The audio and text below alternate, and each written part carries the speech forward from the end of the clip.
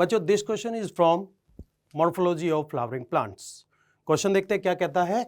Identify the correct statements. बच्चों यहां पर हमें आइडेंटिफाई करना है कौन कौन से स्टेटमेंट करेक्ट है। देखिए पहला स्टेटमेंट पढ़ते हैं A, the leaflets are modified into pointed hard thorns in citrus and bougainvillea।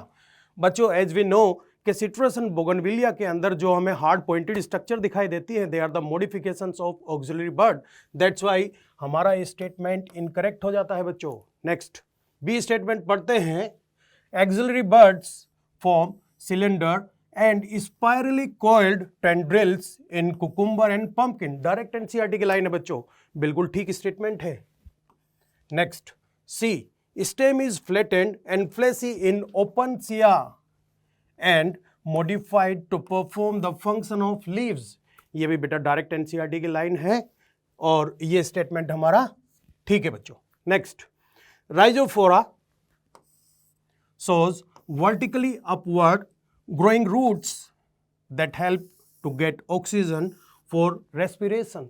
बेटा जिन्हें हम न्यूमेटोफोर्स कहते हैं, बिल्कुल ठीक स्टेटमेंट है। Yes. Next and last statement पढ़ते हैं बच्चों, ई, सब aerially growing stems in grasses and strawberry help in vegetative propagation. बिल्कुल ठीक स्टेटमेंट है बच्चों। अब हम चेक करते हैं कौन कौन से स्टेटमेंट हमारे करेक्ट है। Correct statements are B, C, D and E. ऐसा कोई ऑप्शन हमारे पास है क्या? देखिए बच्चों, यस, ऑप्शन नंबर 2 जिसके अंदर दिया गया है B, C, D and E only are the correct statement. That's why हमारा आंसर क्या है बच्चों? Answer is 2। NEET 2022 paper code T2 question number 105. This question says given below are two statements. दो स्टेटमेंट्स दिए गए हैं। Statement 1 says the primary CO2 acceptor in C4 plants is phosphoenol pyruvate and is found in mesophyll cells. तो CO2 acceptor C4 plants, that means it is talking about the Hatch and Slack pathway. Hatch and Slack pathway का diagram बना हुआ है बेटा NCERT में। NCERT class 11 page number 219 figure 13.9।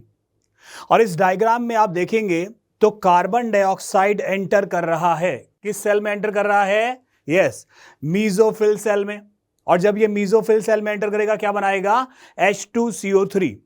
अब इस carbon का एक्सेप्टर कौन है? द एक्सेप्टर इज PEP, मतलब फॉस्फोइनॉल पायरुवेट।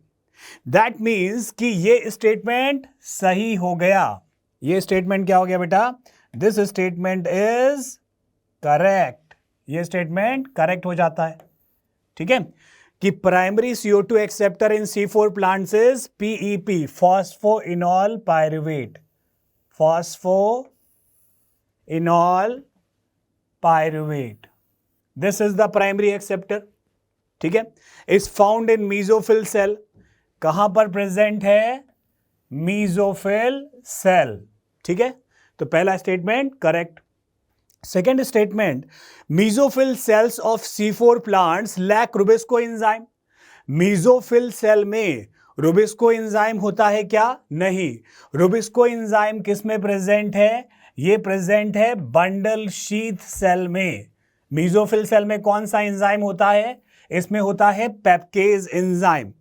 तो ये बात कि mesophyll cell of C4 plant lack rubisco enzyme, ये बात भी सही हो जाएगी, सही। In the light of above statements choose the correct answer from the options given below. अब इन स्टेटमेंट्स पर आधारित आपको ऑप्शंस को चूज करना है। पहला ऑप्शन कहता है कि both statement 1 and statement 2 are incorrect, तो ये क्या हो जाएगा? गलत, क्योंकि दोनों करेक्ट हैं। दूसरा स्टेटमेंट कहता है कि 1 is correct but statement 2 is incorrect, तो ये भी इनकरेक्ट हो चुका है। फिर आते हैं number 3, statement 1 is incorrect but statement 2 is correct, ये भी हो गया गलत। फिर both statement 1 and statement 2 are correct, बिल्कुल सही। तो हमारा आंसर है option 4। This is our correct answer. Paper code T2 question number 116। Question 116, it says match list 1 with list 2. तो लिस्ट 1 और लिस्ट 2 को मैच करना है। अब लिस्ट 1 में क्या दिया है, मिनरल्स दिए गए हैं, और लिस्ट 2 में इनके रोल्स दिए गए हैं। तो ये आपको NCERT of class 11th page number 197 और 198 पर मिल जाएगा, रोल्स ऑफ मिनरल्स। तो अलग अलग मिनरल्स के क्या रोल्स हैं वो मेंशन किए गए हैं। आइए देखते हैं। पहला, manganese. The main role of manganese is, yes, in splitting of water. तो मैंगनीज का मेन रोल क्या हो जाता है, वाटर की स्प्लिटिंग। आपने पढ़ा है कि जब फोटोसिंथेसिस चलती है तो क्लोरोप्लास्ट के अंदर, ठीक है, थैलाक्वाइड के ल्यूमेन के अंदर वाटर की स्प्लिटिंग होती है, और स्प्लिटिंग करने वाला कॉम्प्लेक्स कौन सा होता है, yes, OEC, oxygen evolving complex. और ऑक्सीजन इवॉल्विंग कॉम्प्लेक्स को कौन एक्टिवेट करता है, MnCaCl, और इसमें सबसे इंपॉर्टेंट रोल किसका होता है, यस, Mn का। तो सबसे इंपॉर्टेंट रोल किसका है बच्चों, Mn का रोल सबसे इंपॉर्टेंट होता है, ठीक है। तो इसका मतलब कि मैंगनीज का रोल है function in splitting of water. Manganese का रोल क्या हो जाएगा, splitting of water during photosynthesis. कहां, ल्यूमेन ऑफ द थैलाक्वाइड, ठीक है। उसके बाद मैग्नीशियम। मैग्नीशियम मैक्सिमम एंजाइम्स का एक्टिवेटर होता है। Magnesium is the activator of respiratory enzymes such as hexokinase, pyruvate kinase, या फिर it is even the activator of photosynthetic enzymes that is RuBisCO and PEPcase. तो ये रेस्पिरेशन के enzymes का भी एक्टिवेटर होता है, और ये फोटोसिंथेसिस के भी एंजाइम्स का एक्टिवेटर होता है। मतलब कि मैक्सिमम एंजाइम्स का एक्टिवेटर कौन है, यस, मैग्नीशियम। तो मैग्नीशियम का काम क्या हो जाएगा, activates the enzymes of respiration. Respiration के भी एंजाइम को एक्टिवेट करता है, एंड फोटोसिंथेसिस के भी एंजाइम्स को एक्टिवेट करता है।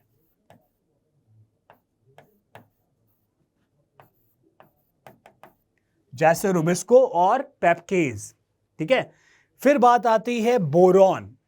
अब बोरॉन का रोल क्या होता है, pollen grain germination. After the pollination, pollen grain drops on the stigma part. The landing platform for the stigma for the pollen grain is stigma. और स्टिग्मा के ऊपर पॉलन ग्रेन क्या करता है, न्यूट्रिएंट्स को एब्जॉर्व करता है, वाटर को एब्जॉर्व करता है, और पॉलन ट्यूब बनता है। मतलब कि जर्मिनेशन ऑफ पॉलन ग्रेन। इस जर्मिनेशन ऑफ पॉलन ग्रेन में किस एलिमेंट का रोल है, यस, बोरॉन का रोल होता है। तो बोरॉन का रोल किस चीज में आ जाएगा, required for pollen germination. Pollen germination. फिर बात आती है आयरन। आयरन का रोल क्या होता है, आयरन कैटलेज या पेरोक्सीडेज एंजाइम का भी एक्टिवेटर होता है, एकोनिटेज एंजाइम का भी एक्टिवेटर होता है। तो इस क्वेश्चन में मेंशन किया गया कैटलेज एंजाइम, और कैटलेज एंजाइम बच्चों कहां पर होता है, पेरोक्सीजोम। पेरोक्सीजोम के अंदर पेरोक्सीडेज या कैटलेज एंजाइम है, और उस कैटलेज एंजाइम का एक्टिवेटर कौन हो जाएगा, यस, आयरन हो जाएगा। तो ये मैच आपको किसमें दिखाई पड़ेगा, A4, B3, C2 and D1। ये मैच किसमें दिया हुआ है, ऑप्शन नंबर 1 में। तो और correct answer is option number 1। Clear. Paper code T2, question number 128। This question says which of the following is not observed during the apoplastic path। अब ये एपोप्लास्टिक पाथ के बारे में एनसीईआरटी ऑफ क्लास 11th में कहां दिया हुआ है, page number 184 and page number 185। और इससे रिलेटेड एक फिगर भी दिया गया है बच्चों, and the figure is figure 11.6। This is the figure. ये फिगर आपको ध्यान होगा एनसीईआरटी में गिवन है, और इस फिगर में बताया गया है एपोप्लास्टिक पाथ और सिम्प्लास्टिक पाथ के बारे में। दरअसल एपोप्लास्टिक पाथ क्या होता है, apoplastic path is the dead path और उस डेड पाथ में वाटर का मूवमेंट किसके थ्रू होता है, या तो cell wall to cell wall हो रहा है या तो इंटरसेलुलर स्पेसेस से हो रहा है। और सिम्प्लास्ट क्या होता है, वो लिविंग पाथ होता है। अगर मूवमेंट सेल मेम्ब्रेन को क्रॉस करता है तो क्या कहलाएगा, सिम्प्लास्ट, क्योंकि मेम्ब्रेन कैसी होती है, लिविंग होती है। अगर ये मूवमेंट प्लाज्मोडेस्माटा के थ्रू होगा तब भी कैसा कहलाएगा, सिम्प्लास्ट, क्योंकि प्लाज्मोडेस्माटा साइटोप्लाज्मिक ब्रिज होता है जो कि लिविंग होता है। ठीक है, तो ये डिस्क्रिप्शन एनसीईआरटी में गिवन है।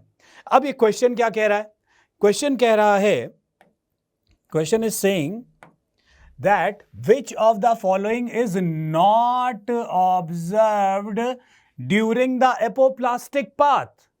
एपोप्लास्टिक पाथ में क्या चीज ऑब्जर्व नहीं की जाएगी, तो आपको फॉल्स स्टेटमेंट ढूंढना है।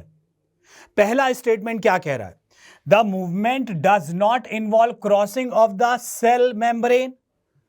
सही बात है कि अगर एपोप्लास्टिक पाथ होगा तो सेल मेम्ब्रेन को क्रॉस नहीं करेगा, मतलब ये स्टेटमेंट तो सही हो गया, क्योंकि एपोप्लास्टिक पाथ कैसा होता है, डेड पाथ होता है, वो वॉल को क्रॉस करेगा लेकिन मेम्ब्रेन को क्रॉस नहीं करेगा, मतलब ये स्टेटमेंट तो सही बात कर रहा है। लेकिन हमें क्या ढूंढना है, गलत ढूंढना है। ठीक है, statement 2, the movement is aided by cytoplasmic streaming. Cytoplasmic streaming का मतलब साइटोप्लाज्म गोल गोल घूमता है, और साइटोप्लाज्मिक स्ट्रीमिंग बच्चों एक्टिव प्रोसेस होती है। It requires ATP, it requires ATP, मतलब कि एपोप्लास्टिक पाथ में यहां पर साइटोप्लाज्म या फिर लिविंग पाथ का पार्ट नहीं यूज किया जाता है, सेल वॉल का पार्ट यूज किया जाता है या फिर इंटरसेलुलर स्पेसेस का। तो दूसरा स्टेटमेंट जो बात कह रहा है वो बात क्या हो जाएगी, गलत हो जाएगी। तो सेकंड स्टेटमेंट इज रॉन्ग। ठीक है, फॉल्स स्टेटमेंट है। Third statement, apoplast is continuous and does not provide any barrier to the water movement. Apoplast continuous है, cell wall to cell wall movement हो जाएगा, इंटरसेलुलर स्पेसेस से movement हो जाएगा, क्या कोई बैरियर है, नहीं। तो जब एपोप्लास्ट में चल रहे हैं तो कोई बैरियर नहीं है। एपोप्लास्ट कोई बैरियर प्रोवाइड कर रहा है क्या, नहीं। तो एपोप्लास्ट कोई बैरियर प्रोवाइड नहीं करता है, ये बात तो सही है। तो दिस इज ऑल्सो करेक्ट कि apoplast is not providing any barrier. ठीक है, फिर बात आती है कि movement of water occurs through the intercellular spaces and the wall of the cell. बिल्कुल सही बात है, यही तो होता है एपोप्लास्टिक मूवमेंट। तो एपोप्लास्टिक मूवमेंट में मूवमेंट कहां से हो रहा है, वॉल टू वॉल हो रहा है या फिर इंटरसेलुलर स्पेसेस में हो रहा है। तो इसका मतलब कि ये बात भी सही हो जाएगी। लेकिन कौन सा स्टेटमेंट रॉन्ग है, दैट इज स्टेटमेंट सेकेंड। तो हमारा आंसर क्या होगा, option number, yes, option number 2। Paper code T2 question number 129। This question says which one of the following is not true regarding the release of energy during ATP synthesis through chemiosmosis। तो बच्चों हमें क्या ढूंढना है, not true। which one is not true, कौन सा सही नहीं है। और ये बात किसके बारे में चल रही है, केमिओस्मोसिस के बारे में चल रही है। अब ये केमिओस्मोसिस दो जगह पर दिखाई पड़ता है, एक तो माइटोकॉन्ड्रिया में और एक दिखाई पड़ता है क्लोरोप्लास्ट में। तो ये जो क्वेश्चन बताया गया है इसमें आप देख रहे हैं कि NADP और NADPH2 की बात हुई, मतलब कि ये बात कर रहा है क्लोरोप्लास्ट के बारे में। और ये डिस्क्रिप्शन आपको NCERT में मिल जाता है, NCERT of class 11 page number 213 and 214, figure 13.7। तो फिगर 13.7 में इस तरीके से बना हुआ है, this is photo system 2 and this is photo system 1। बीच में आपको दिखाई पड़ रहा है कि साइटोक्रोम B6F बना हुआ है। ठीक है, और प्रोटॉन का ग्रेडियंट बनवाया जा रहा है। प्लास्टोक्रोन्स क्या करते हैं, प्रोटॉन को पंप करवाते हैं। यहाँ पर ल्यूमेन में वाटर की स्प्लिटिंग होती है, इसकी वजह से भी प्रोटॉन ग्रेडियंट बनता है। और लास्ट में NADP से NADPH2 बनता है, इसकी वजह से भी प्रोटॉन ग्रेडियंट बनता है। तो ये 3 रीजन होते हैं जिसकी वजह से प्रोटॉन ग्रेडियंट बनता है। अब ये डायग्राम है केमिओस्मोसिस का जो कि NCERT में गिवन है।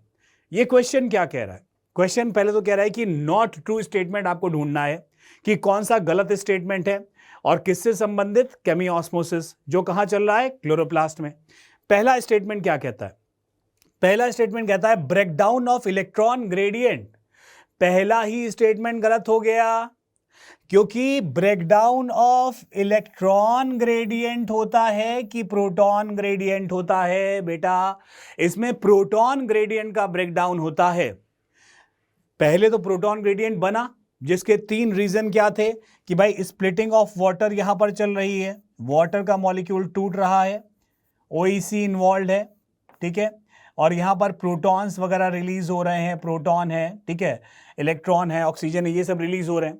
तो प्रोटॉन्स प्लस इलेक्ट्रॉन्स, ठीक है, प्लस हाफ O2, ये सब यहां पर रिलीज हो जाता है, ये सब यहां पर रिलीज हो जाता है। तो इसका भी एक कारण हो जाता है प्रोटॉन ग्रेडियंट का बनना, पहला कारण ये। दूसरा कारण क्या होता है? प्लास्टोक्विनोन। प्लास्टोक्विनोन जो यहां पर प्रेजेंट है वो क्या करवा रहा है? प्रोटॉन्स को बाहर से, स्ट्रोमा से ल्यूमेन में पंप करवाने का काम कर रहा है। और तीसरा कारण क्या है? तीसरा कारण है कि स्ट्रोमा की साइड में NADP से NADPH2 बन रहा है, जिसके लिए प्रोटॉन्स उसने कहां से ले लिए? स्ट्रोमा से ले लिए। तो स्ट्रोमा में कम करवा रहा है और ल्यूमेन में बढ़ा रहा है। तो स्ट्रोमा में प्रोटॉन्स क्या हो रहे हैं? स्ट्रोमा में कम हो रहे हैं। और ल्यूमेन में क्या हो रहा है? ल्यूमेन में प्रोटॉन्स बढ़ रहे हैं।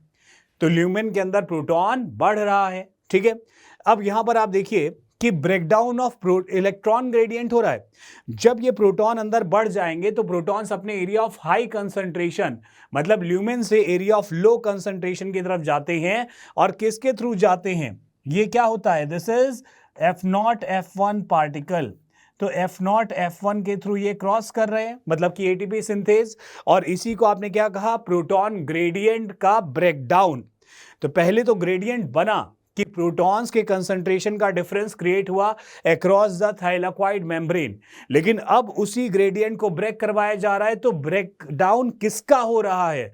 प्रोटॉन ग्रेडियंट का हो रहा है कि इलेक्ट्रॉन ग्रेडियंट का हो रहा है? प्रोटॉन ग्रेडियंट का ब्रेकडाउन हो रहा है बेटा, इलेक्ट्रॉन ग्रेडियंट का ब्रेकडाउन थोड़ी ना हो रहा है।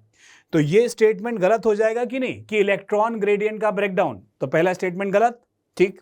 दूसरे पर आते हैं, movement of proton across the membrane to the stroma. अब अक्रॉस द मेम्ब्रेन प्रोटॉन्स जा रहे हैं और किसकी तरफ जा रहे हैं? स्ट्रोमा की तरफ जा रहे हैं। ये बात तो सही है, बिल्कुल सही बात है। आप देखिए प्रोटॉन्स कहां पर जा रहे हैं? जब केमियोस्मोसिस चल रही है, जब ब्रेकडाउन हो रहा है प्रोटॉन ग्रेडियंट का, तो प्रोटॉन्स किसकी साइड आ रहे हैं? स्ट्रोमा की तरफ आ रहे हैं ना, यस। तो ये स्टेटमेंट सही हो गया, सेकेंड स्टेटमेंट। थर्ड स्टेटमेंट क्या कह रहा है? Reduction of NADP to NADPH2। अब NADP में आपने हाइड्रोजन या प्रोटॉन्स, इलेक्ट्रॉन जोड़े तो उसका रिडक्शन हो गया, सही बात है, हो गया। ऑन द स्ट्रोमा साइड, बिल्कुल सही बात है, स्ट्रोमा की साइड ही तो रिडक्शन हुआ है NADP का, और किसका फॉर्मेशन हो गया? NADPH2 का, बिल्कुल सही बात है। तो ये स्टेटमेंट एकदम सही है। स्टेटमेंट 3 भी सही है। स्टेटमेंट 4 क्या कह रहा है? Breakdown of proton gradient, yes. Chemiosmosis में हो क्या रहा है? यही तो हो रहा है। केमियोस्मोसिस में ब्रेकडाउन ऑफ प्रोटॉन ग्रेडियंट होता है और उसी की इस एनर्जी का यूज किया जाता है ATP की सिंथेसिस के लिए। तो ये स्टेटमेंट भी बिल्कुल सही बात कह रहा है। तो गलत कौन सा हो जाता है? गलत हो जाता है स्टेटमेंट नंबर 1। तो इसका मतलब जो हमारा सही आंसर है वो क्या हो जाएगा? दैट इज ऑप्शन 1, क्योंकि हमसे क्या ढूंढने के लिए कहा गया है कि विच इज नॉट ट्रू। तो इन चारों में से which is not true, that is option 1। So our answer is option 1। Dear students, this question is from anatomy of flowering plants. Question देखते हैं बच्चों क्या कहता है। यहाँ पर दिया गया है स्प्रिंग वुड के रिलेटेड कौन कौन से ऐसे स्टेटमेंट है जो बिल्कुल करेक्ट है। हमें आइडेंटिफाई करना है correct statements regarding the spring would. पहला स्टेटमेंट पढ़ते हैं बच्चों, it is also called early would. बताओ स्प्रिंग वुड को अर्ली वुड बोलेंगे क्या? यस, बिल्कुल करेक्ट हो गया। इन spring season cambium produces xylem elements with narrow vessels. नहीं बेटा, वाइड वेसल्स होती है, दैट्स वाई ये स्टेटमेंट हमारा रॉन्ग हो गया है, इनकरेक्ट है। नेक्स्ट, सी पढ़ते हैं, it is lighter in colour, बिल्कुल ठीक है, स्प्रिंग वुड लाइट कलर की ही होती है। Next D, the spring would along with autumn would, बेटा स्प्रिंग वुड ऑटम वुड के साथ मिलकर अल्टरनेट कंसेंट्रिक रिंग का फॉर्मेशन करती है, जिनको हम एनुअल रिंग कहते हैं। यह स्टेटमेंट भी बिल्कुल ठीक है, क्योंकि एक ऑटम वुड एक स्प्रिंग वुड दोनों मिलकर क्या बनाती है, एनुअल रिंग का फॉर्मेशन करती है बच्चों। नेक्स्ट, ये स्टेटमेंट हमारा ठीक हो गया बेटा। नेक्स्ट ई स्टेटमेंट पढ़ते हैं, it has lower density, spring would की डेंसिटी भी कम होती है बेटा, इसलिए ये स्टेटमेंट भी हमारा ठीक हो जाता है। रॉन्ग स्टेटमेंट देखें बी है और करेक्ट स्टेटमेंट हो गया हमारा ए सी डी एंड ई, और बेटा करेक्ट ही पूछा गया है, दैट्स वाई हमारा आंसर चेक कर लेते हैं ऑप्शन में A C D and E only. इस तरीके से तो हमारा फर्स्ट ऑप्शन ही आंसर हो जाता है बच्चों।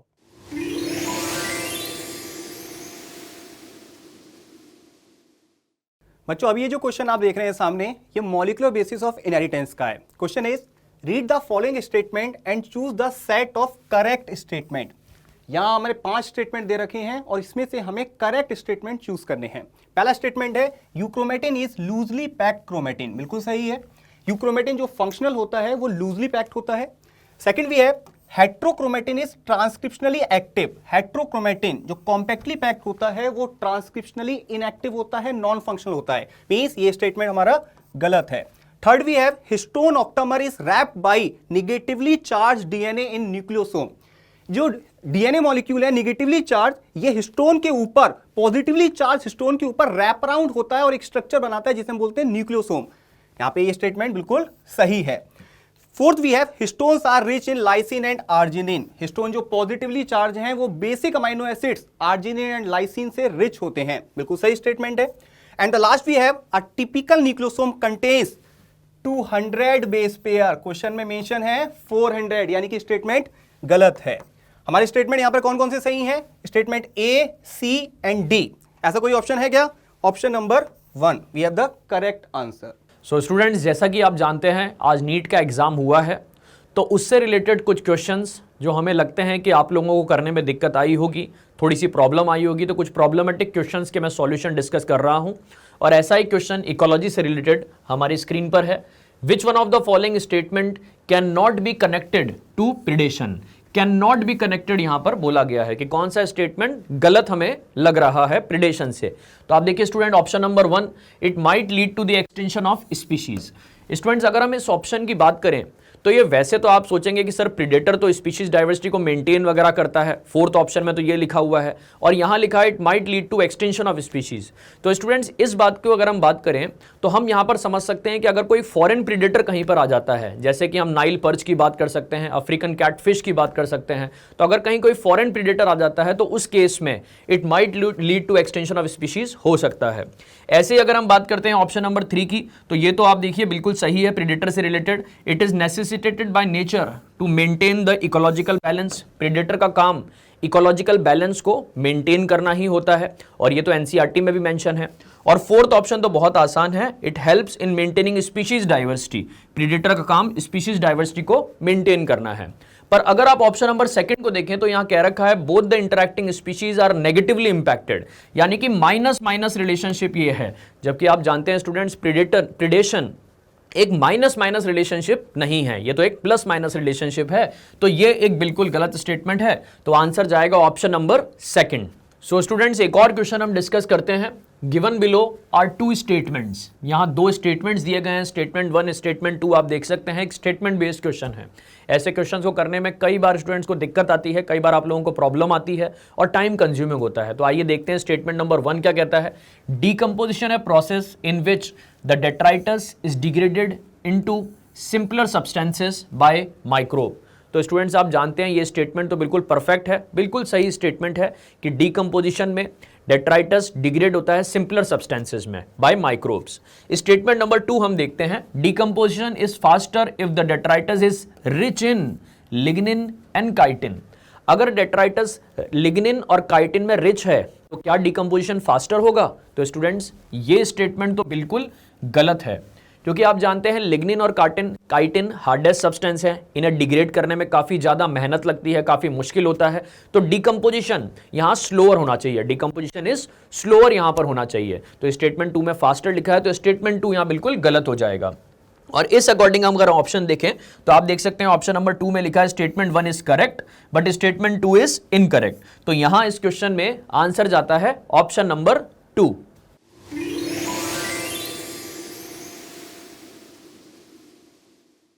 हेलो डियर स्टूडेंट्स, आज जो नीट का पेपर हुआ है उसमें यहाँ पर हम पर्टिकुलर जूलॉजी के अंदर आए एक क्वेश्चन को डिस्कस कर रहे हैं।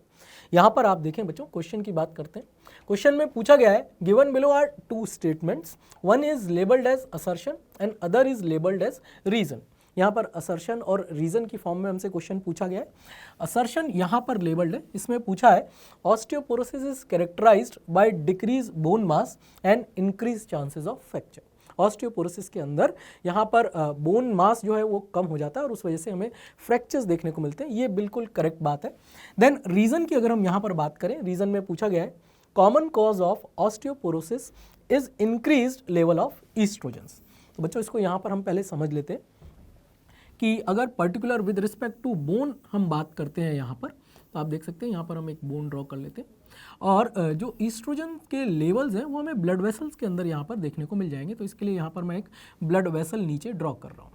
अब आप बच्चों यहाँ ध्यान रखना कि ई से हम ईस्ट्रोजन रिप्रेजेंट कर रहे हैं। ईस्ट्रोजन के लेवल्स जब ब्लड के अंदर कम हो जाते हैं उस वजह से यहाँ पर जो बोन के अंदर मिनरल डिपॉजिट है वो भी डिक्रीज होना शुरू हो जाता है। और जब बोन के अंदर मिनरल डिपॉजिट डिक्रीज होता है तो उसके अंदर इस तरह से पोर्स क्रिएट होना शुरू हो जाते हैं, जिसे हम ऑस्टियोपोरोसिस कंडीशन बोलते हैं।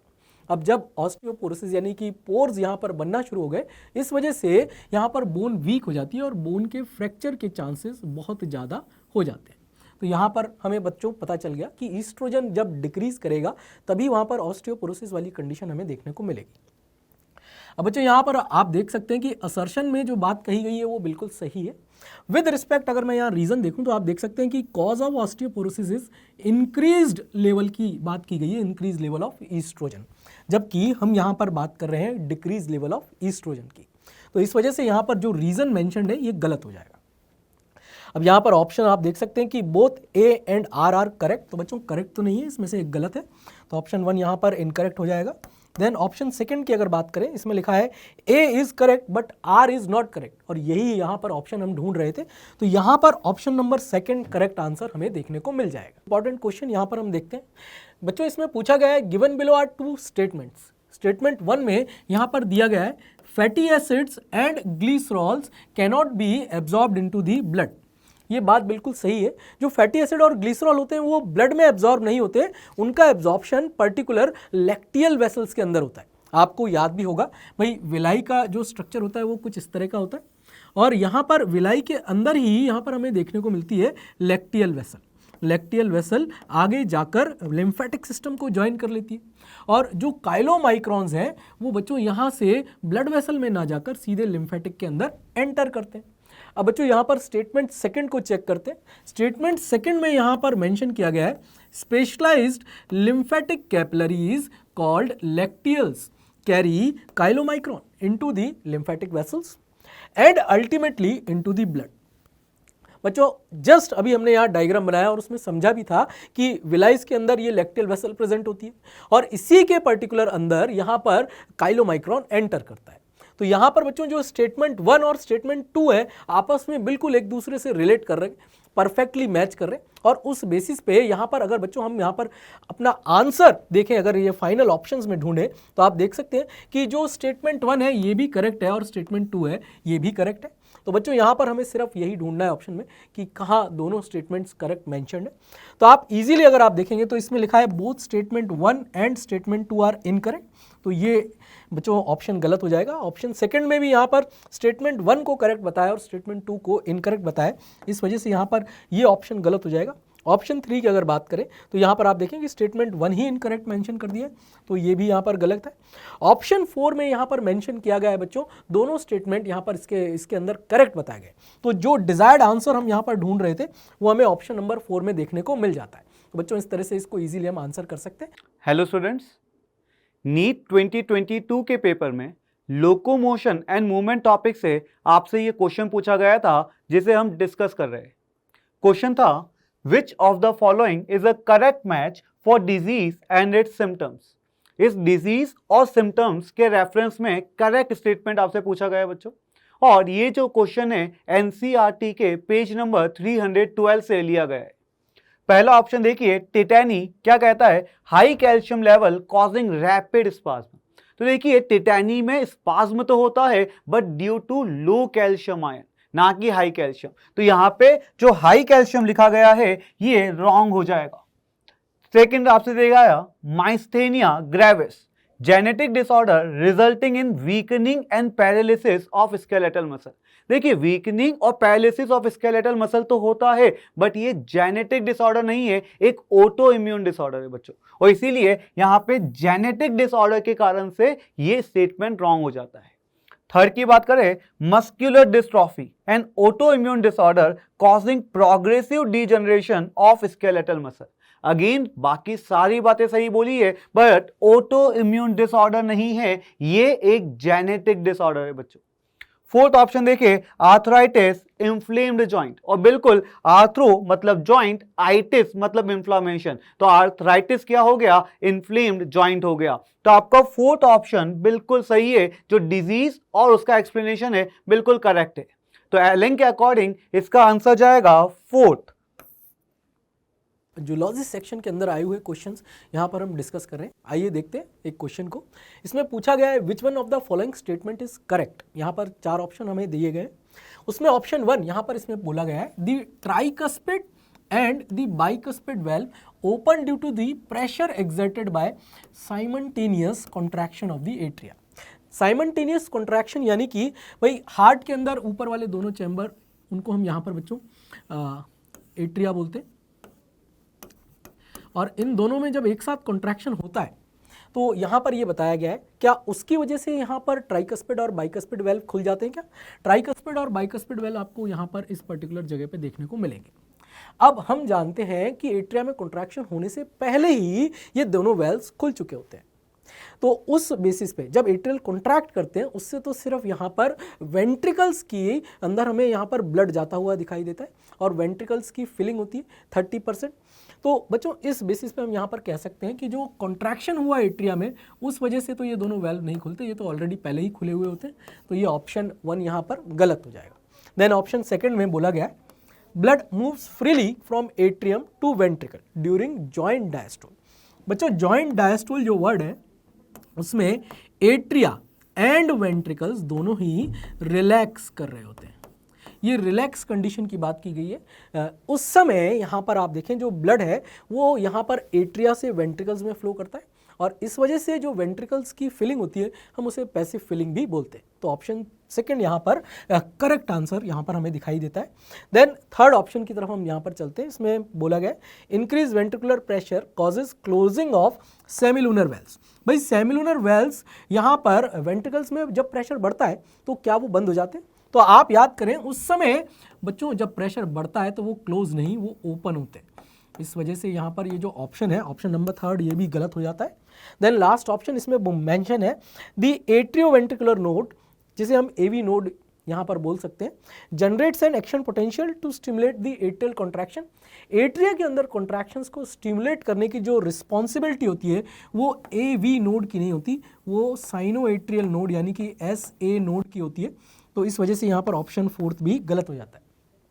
क्वेश्चन में हमें यहाँ पर करेक्ट आंसर ढूंढना था, तो आप देख सकते हैं बच्चों ऑप्शन नंबर 2 यहाँ पर करेक्ट आंसर हमें दिखाई दे रहा है। तो इस तरह से इजीली इस क्वेश्चन को हम आंसर कर सकते हैं। नीट 2022 के पेपर में न्यूरल कंट्रोल एंड कोऑर्डिनेशन से आपसे ये क्वेश्चन पूछा गया था जिसे हम डिस्कस कर रहे हैं। क्वेश्चन है select the incorrect statement regarding synapsis. तो देखिए आपसे इनकरेक्ट स्टेटमेंट पूछा गया है साइनेप्स के बारे में बच्चों। एनसीईआरटी में पेज नंबर 319 पे यहाँ पे साइनेप्स के बारे में आपसे दी गई है बातें। चलिए ऑप्शंस चेक करते हैं। पहला ऑप्शन है electrical current can flow directly from one neuron into the another across the electrical synapse. देखिए अगर साइनेप्स की बात की जाए 2 तरह के साइनेप्स होंगे, electrical synapse and chemical synapse. Electrical synapse के रेफरेंस में जो बात दी गई है वो बिल्कुल करेक्ट है कि यहाँ पे जो इलेक्ट्रिकल करंट होता है वो डायरेक्टली एक न्यूरॉन से दूसरे न्यूरॉन में जम कर जाता है। मतलब जो फर्स्ट स्टेटमेंट है वो करेक्ट दी गई है। सेकेंड स्टेटमेंट की बात करें, केमिकल साइनेप्सेस यूज न्यूरोट्रांसमीटर्स, और बिल्कुल सही बात है कि जो केमिकल साइनेप्स है वर्ड इंडिकेट कर रहा है केमिकल, और केमिकल यहाँ पे कौन होंगे बच्चों, न्यूरोट्रांसमीटर्स, आइदर एक्साइटेटरी और इनहिबिटरी। तो यहाँ पे न्यूरोट्रांसमीटर्स का यूज किया जाता है, ये स्टेटमेंट भी बिल्कुल सही है। थर्ड स्टेटमेंट कह रहा है impulse transmission across a chemical synapse is always faster than that across N electrical synapse. कहता है कि केमिकल साइनेप्स में जो इम्पल्स का ट्रांसमिशन होता है वो फास्टर होता है कंपेयर टू इलेक्ट्रिकल। तो ये स्टेटमेंट रॉन्ग हो जाएगी बच्चों, क्योंकि अगर हम बात करें तो केमिकल साइनेप्स में जो फ्लो होगा वो स्लोअर होगा।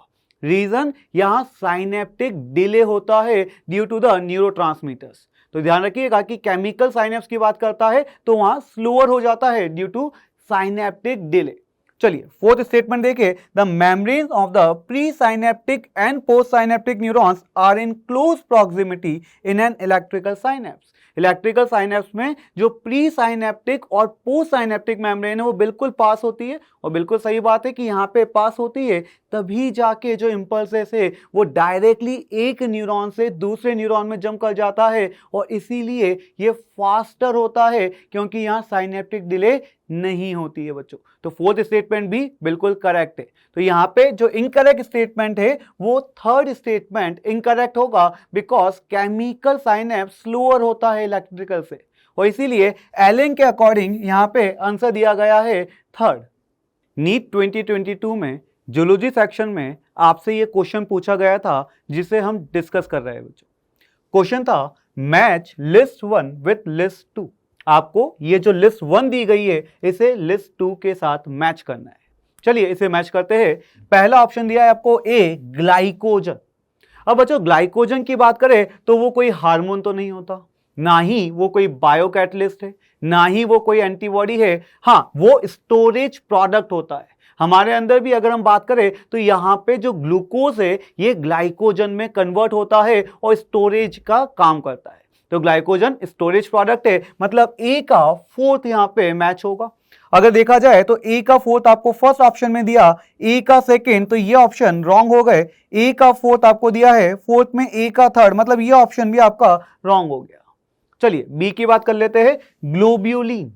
अगर आप ग्लोब्यूलिन की बात करें तो NCERT body fluid and circulation में आपसे बोलती है प्लाज्मा प्रोटीन जो है उसमें 3, एल्बुमिन, ग्लोब्यूलिन, फिब्रिनोजन। और ग्लोब्यूलिन का फंक्शन वहां बताती है डिफेंस में हेल्प करता है। कैसे? एंटीबॉडीज बनाता है बच्चों। आईजीजी, एएमडीई, ये जो आपने पढ़ा है ये सब गामा ग्लोब्यूलिन ही है। तो इसका मतलब जो ग्लोब्यूलिन है वो एंटीबॉडीज है। मतलब बी का क्या जाएगा बच्चों? थर्ड जाएगा। तो यहां पे अगर मैं चेक करूं तो बी का सेकंड दिया है, बायोकैटलिस्ट, वो नहीं हो सकता, तो फर्स्ट ऑप्शन भी रॉन्ग हो गया, बी का थर्ड। वैसे तो आपका आंसर डायरेक्टली आ चुका है, बट फिर भी बाकी 2 ऑप्शंस भी चेक कर लेते हैं। चलिए सी, अगर स्टेरॉइड्स की बात की जाए तो हमारे पास हार्मोन या बायोकैटलिस्ट है। तो देखिए स्टेरॉइड हार्मोन्स होते हैं, जैसे टेस्टोस्टेरोन की बात करें, एस्ट्रोजन्स की बात करें, प्रोजेस्टेरोन की बात करें, तो ये सब क्या है? Steroid hormones. ग्लूकोकॉर्टिकॉइड, मिनरलोकॉर्टिकॉइड, मतलब स्टेरॉइड हार्मोन्स है। तो सी फर्स्ट यहां पे जाएगा जो आपको दिया भी है। और फाइनली थ्रोम्बिन की बात करूं बच्चों तो ये एंजाइम है जो ब्लड क्लॉटिंग में हेल्प करता है। मतलब ये जो होगा एक बायोकैटलिस्ट होगा, एंजाइम होगा। तो डी का 2। तो यहां पे अगर आप देखें तो जो आपका थर्ड ऑप्शन है वो बिल्कुल करेक्टली लिस्ट 1 को लिस्ट 2 के साथ मैच करता है, and that is why Allen ने इसका आंसर थर्ड दिया है बच्चों। Dear students, this question is from biological classification. Question देखते हैं बच्चों, which of the following is a correct statement. बच्चों क्वेश्चन के अंदर हमें देखना है कौन सा स्टेटमेंट करेक्ट है। देखते हैं option number 1, bacteria are exclusively heterotrophic organisms. बच्चों as we know bacteria autotrophic भी होते हैं, दैट्स वाई हमारे स्टेटमेंट गलत हो जाता है बच्चों। Next, slime molds are saprophytic organism classified under kingdom Protista नेकीमोनेरा, दैट्स वाई ये स्टेटमेंट भी हमारा रॉन्ग हो जाता है बच्चों। नेक्स्ट थर्ड पढ़ते हैं। थर्ड लिखा हुआ है mycoplasma have DNA, ribosome and cell wall. बेटा डीएनए राइबोसोम तक तो ठीक है, बट यहां पर सेल वॉल नहीं पाई जाती, दैट्स वाई हमारा थर्ड स्टेटमेंट भी रॉन्ग हो जाता है। फोर्थ पढ़ते हैं बच्चों। Cyanobacteria are a group of autotrophic organisms classified under kingdom Monera. ये स्टेटमेंट बेटा हमारा बिल्कुल करेक्ट है, दैट्स वाई हमारा आंसर भी हो जाता है ऑप्शन नंबर 4। बच्चों आज जो नीट का पेपर हुआ है उसमें से पर्टिकुलर जूलॉजी सेक्शन के अंदर आए कुछ इंपॉर्टेंट क्वेश्चंस यहाँ पर हम डिस्कस करें। आइए उन्हीं में से देखते हैं एक important question. Which of the following are not the effects of parathyroid hormone. यहाँ पर पूछा गया है कि पैराथायरॉयड हार्मोन का कौन सा इफेक्ट हमें नहीं मिलेगा। तो सबसे पहले आप बच्चों ये ध्यान करिए कि जो पैराथायरॉयड ग्लैंड होता है वो थायराइड ग्लैंड के पीछे की तरफ यहाँ पर प्रेजेंट होता है। थायराइड ग्लैंड कुछ इस तरह से और उसके पीछे की साइड पर यहाँ पर ये 4 डॉट्स विजिबल होते हैं, यह है पैराथायरॉयड ग्लैंड और यहाँ से रिलीज होता है पैराथायरॉयड हार्मोन।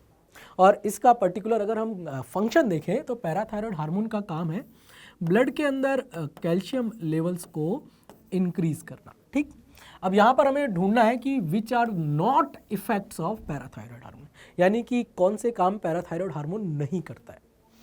तो यहाँ पर आप देखें कि इसमें जो सबसे पहला ऑप्शन ए यहाँ पर हमें दिया है, इसमें लिखा है stimulate the process of bone resorption, यानी कि बोन जो रिजॉर्प्शन प्रोसेस होता है जिसमें रीमॉडलिंग वगैरह होता है बोन के अंदर, ये काम तो पैराथायरॉयड हार्मोन करता ही है। तो बच्चों ये यहाँ पर ये तो पैराथायरॉयड हार्मोन का फंक्शन हो गया। देन यहाँ पर सेकंड जो बी में मेंशन है decrease calcium levels in blood, हमने अभी यहाँ पर मेंशन करा कि पैराथायरॉयड हार्मोन का काम ब्लड के कैल्शियम लेवल्स को इंक्रीज करना है। तो यहाँ पर ये बच्चों ये फंक्शन यहाँ पर पैराथायरॉयड हार्मोन परफॉर्म नहीं करता है। देन ऑप्शन सी यहाँ पर आप देखें कि reabsorption of calcium by renal tubules.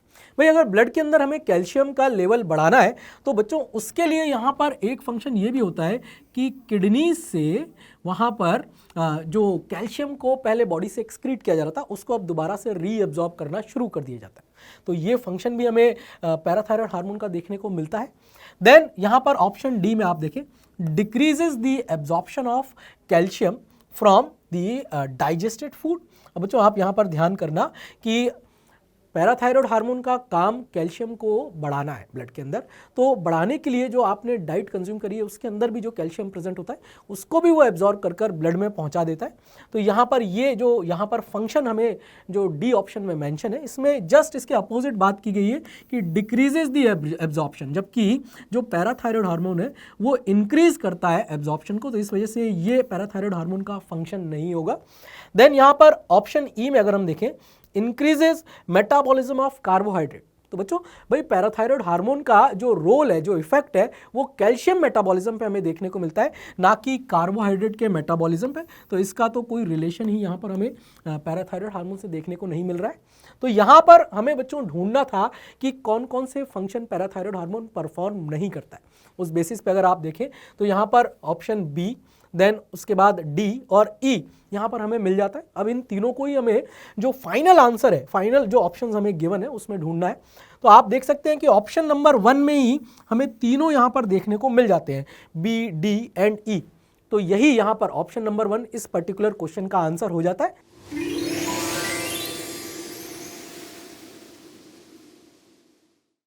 So students अब हम डिस्कस करते हैं एक और question. Given below are 2 statements. Statement 1, restriction endonuclease recognize specific sequence to cut DNA known as palindromic nucleotide sequence।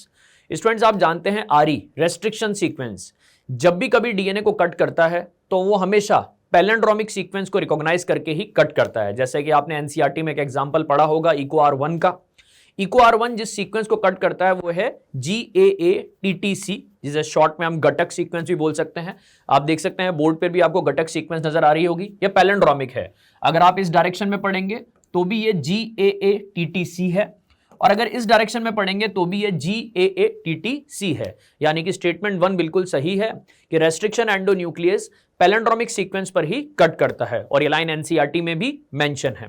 Statement 2 पर हम आते हैं।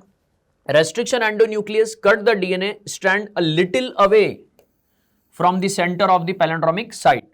स्टूडेंट पहली बात तो ये कि ये जो स्टेटमेंट 2 एनसीईआरटी में मेंशन है, ये जनरली हम बात कर रहे हैं क्योंकि रेस्ट्रिक्शन एंजाइम्स मोस्टली हम जानते हैं ऑब्लिक कटिंग करते हैं। अधिकतर मैं ये नहीं कह रहा सारे, अधिकतर रेस्ट्रिक्शन एंजाइम्स ऑब्लिक कटिंग करते हैं।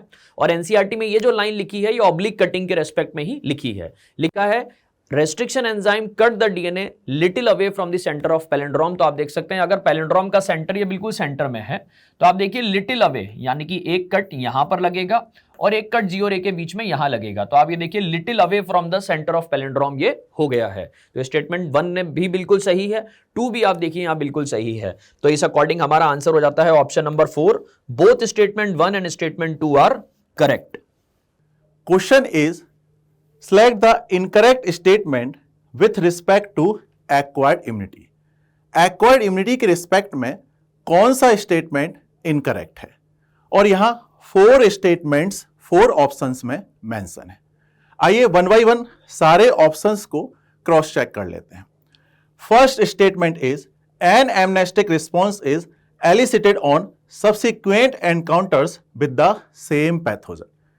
देखिए एन एमनेस्टिक रिस्पॉन्स का मतलब होता है सेकेंडरी इम्यून रिस्पॉन्स, क्योंकि एन एमनेस्टिक जो वर्ड है वो आया है एन एमनीसिया से, और वहां एन एमनीसिया का मतलब होता है प्रेजेंस ऑफ मेमोरी, क्योंकि एमनीसिया का मतलब होता है लॉस ऑफ मेमोरी। तो एन एमनीसिया का मतलब बन गया प्रेजेंस ऑफ मेमोरी। तो अगर मेमोरी प्रेजेंट है और उस वजह से कोई इम्यून रिस्पॉन्स आ रहा हो तो उसको हम बोलते हैं एन एमनेस्टिक इम्यून रिस्पॉन्स, और इसी को हम लोग सिंपली बोल देते हैं सेकेंडरी इम्यून रिस्पॉन्स। तो सेकेंडरी इम्यून रिस्पॉन्स तब आता है जबकि एक पैथोजन जो कि पहले भी बॉडी में आ चुका हो और उसकी वजह से हमारा इम्यून सिस्टम पहले भी इम्यून रिस्पॉन्स प्रोड्यूस कर चुका हो। तो जब वही पैथोजन हमारी बॉडी में दोबारा आता है, सब्सिक्वेंट टाइम आता है, तो हमारा इम्यून सिस्टम अब जो इम्यून रिस्पॉन्स प्रोड्यूस करता है उसे हम बोलते हैं सेकेंडरी इम्यून रिस्पॉन्स या फिर एन एमनेस्टिक इम्यून रिस्पॉन्स। तो जो फर्स्ट स्टेटमेंट है यहां पर करेक्ट है। अब बात करते हैं सेकेंड स्टेटमेंट की। Second statement is an amnestic response is due to memory of first encounter.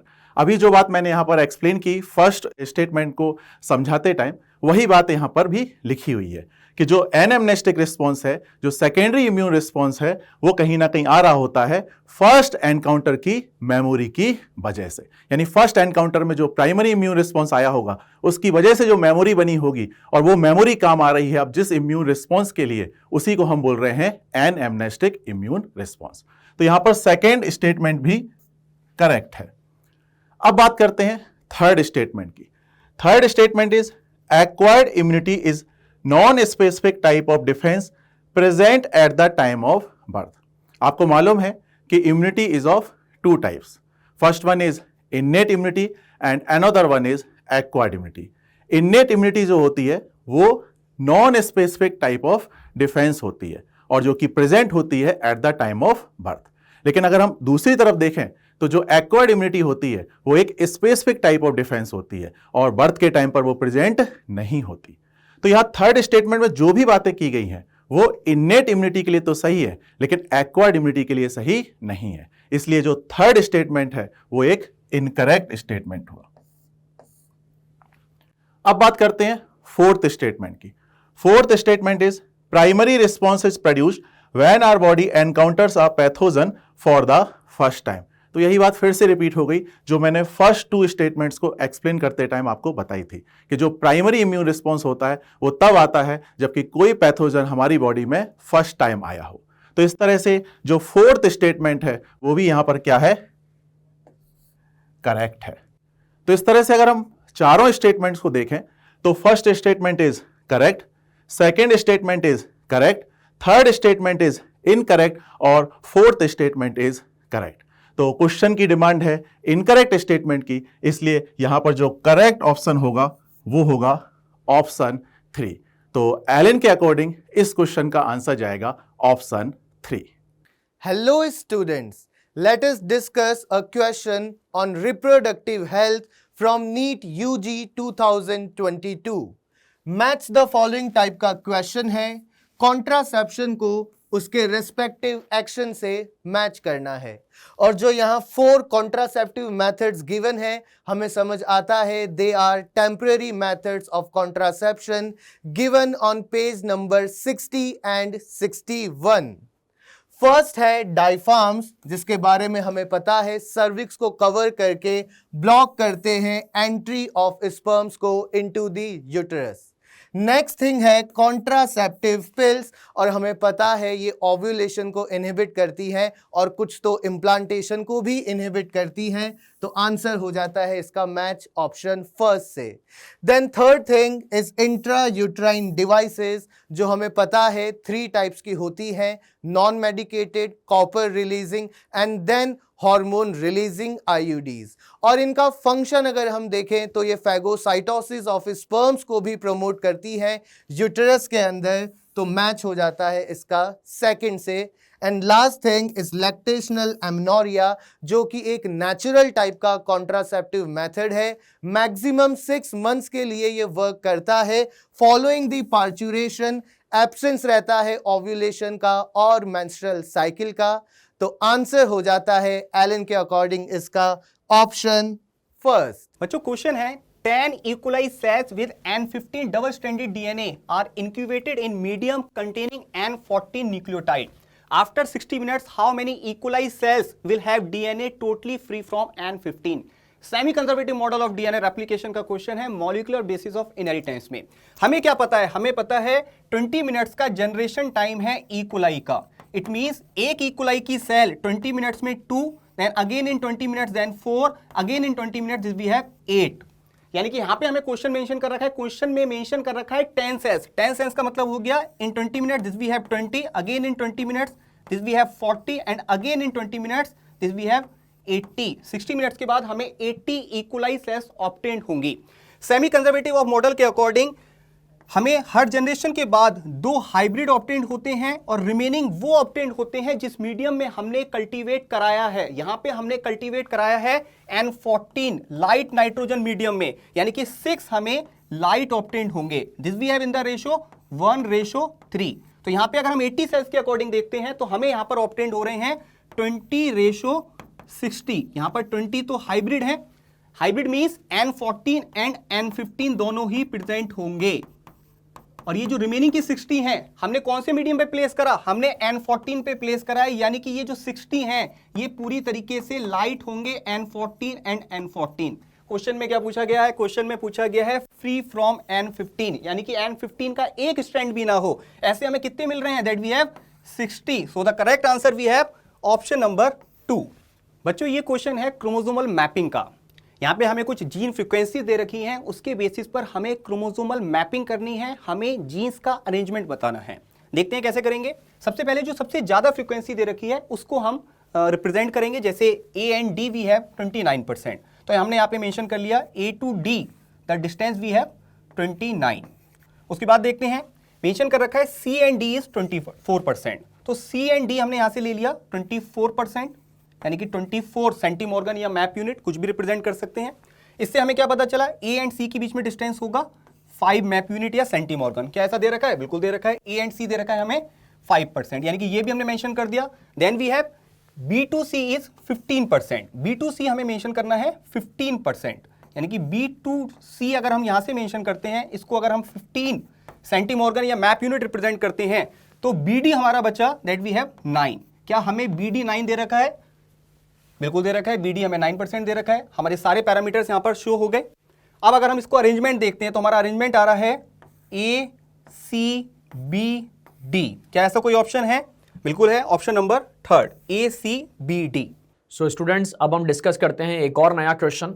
Given below are 2 statements. आप देख सकते हैं दोनों स्टेटमेंट्स पॉल्यूशन से रिलेटेड हैं। आइए पढ़ते हैं दोनों statements. Statement 1, in a scrubber के बारे में बात बोल रही है। The exhaust from the thermal plants is passed through the electric wires to charge the dust particles. तो स्टूडेंट्स ये पॉइंट देखते ही आपको कंप्लीटली समझ में आ गया होगा कि ये स्क्रबर से रिलेटेड पॉइंट बिल्कुल भी नहीं है, क्योंकि इलेक्ट्रिक वायर्स यहां लिखा गया है, तो ये तो बिल्कुल गलत हो गया है। स्टेटमेंट 2 की अगर हम बात करें तो यहाँ लिखा है पार्टिकुलेट मैटर, और स्टेटमेंट 2 ही एक ऐसा स्टेटमेंट है इस क्वेश्चन में जिसमें बच्चों को ज्यादा डाउट हुआ है, तो आप देखिए इसे ध्यान से। Particulate matter PM2.5 can not be removed by scrubber but can be removed by an electrostatic precipitator. Student वैसे तो हम जानते हैं कि कई सारी ऐसी चीजें हैं जिन्हें स्क्रबर रिमूव नहीं कर पाता, उन्हें भी इलेक्ट्रोस्टैटिक प्रेसिपिटेटर रिमूव कर देता है। बट अगर हम ध्यान से एनसीईआरटी पढ़ें तो एनसीईआरटी में साफ लिखा है कि PM 2.5 जो है, पार्टिकुलर मैटर 2.5 है, उसे ना तो इलेक्ट्रोस्टैटिक प्रेसिपिटेटर रिमूव कर पाता है और ना ही स्क्रबर रिमूव कर पाते हैं। तो आप देखिए, दोबारा पढ़िए, particular matter can not be removed by scrubber, ये तो बिल्कुल सही है, but can be removed by an electrostatic precipitator, ये बिल्कुल गलत है, क्योंकि PM 2.5 के पार्टिकल्स को ना तो स्क्रबर रिमूव कर पाता है और ना ही इलेक्ट्रोस्टैटिक प्रेसिपिटेटर। तो आप देखिए यहाँ स्टेटमेंट 1 भी गलत है और स्टेटमेंट 2 भी गलत है, थोड़ा ध्यान से आपको पढ़ना पड़ेगा और एनसीईआरटी में भी ये पॉइंट मेंशन है। तो इस अकॉर्डिंग आप देखिए आंसर हो जाता है option number 1, both statement 1 and statement 2 are incorrect. So students, आइए एक और क्वेश्चन हम डिस्कस करते हैं। Statements related to human insulin are given below. Question में आपको ह्यूमन इंसुलिन से रिलेटेड स्टेटमेंट्स दिए गए हैं। Which statement is / are correct about genetically engineered insulin. Student ध्यान रखिएगा, क्वेश्चन आपसे पूछता है कि जेनेटिकली इंजीनियर्ड इंसुलिन से रिलेटेड कौन से स्टेटमेंट सही हैं। तो बस यहीं पर यह पढ़ने वाली बात है क्वेश्चन में, कि क्वेश्चन में आपको जेनेटिकली इंजीनियर्ड इंसुलिन बोला है बेटा, तो ध्यान रखना, सिर्फ इंसुलिन नहीं, जेनेटिकली इंजीनियर्ड इंसुलिन बोला है। और आपको पता है कि genetically engineered insulin Eli Lilly company ने बनाई। उन्होंने क्या करा, पहले चेन ए को बनाया एक इकोलाई से, चेन बी को बनाया दूसरे इकोलाई से, दोनों चेन्स को निकाला और उन्हें डाइसल्फाइड बॉन्ड से जोड़ा। ये बात आपको पता होनी चाहिए। तो आइए एक बार स्टेटमेंट्स देखते हैं। पहला स्टेटमेंट अगर आप देखेंगे तो बात करता है pro hormone insulin contains extra stretch of C peptide. तो बात बिल्कुल सही है। देखिए, इंसुलिन के रेस्पेक्ट में बात सही है, क्योंकि प्रो हार्मोन जो इनिशियल इंसुलिन होता है उसमें A-B-C तीनों चेन्स होती हैं। पर बात इंसुलिन के रेस्पेक्ट में सही है, पर हमें किसके रेस्पेक्ट में देखनी है, जेनेटिकली इंजीनियर्ड इंसुलिन को ये बिल्कुल भी एक्सप्लेन नहीं करता। अगर हम बी की बात करें तो A peptide and B peptide chains of insulin were produce separately in E coli, extracted and combined by creating disulphide bond between them. ये बात बिल्कुल परफेक्ट है और ये एली लिली के पॉइंट को बिल्कुल अच्छे से प्रूव करती है।